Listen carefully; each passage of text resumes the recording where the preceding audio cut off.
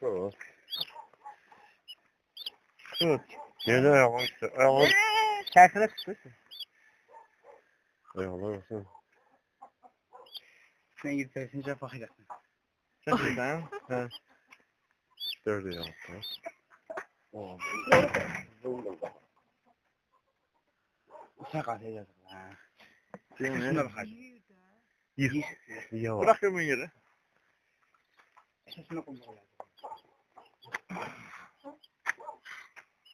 Bu yüksek ya. Tamam. Gel yani. Bakalım. Kabul ya.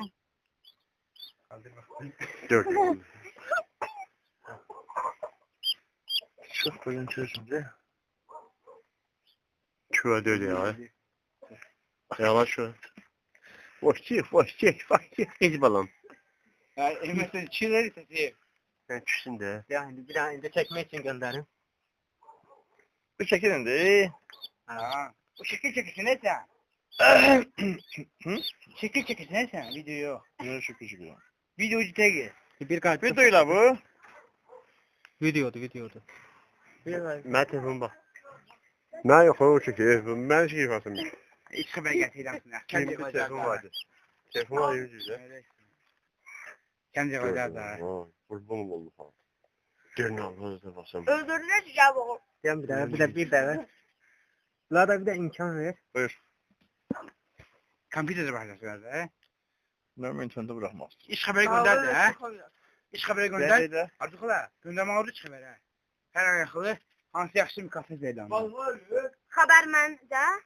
Hadi yere koy yavaş. Ölürsün. Dağlıya gönder. Çekilin ha. Dağlıya gönder.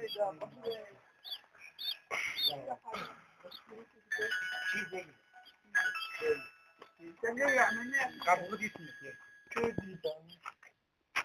Ha. Bende de yok. Dene veririz aslında. Bu neyin de Oo.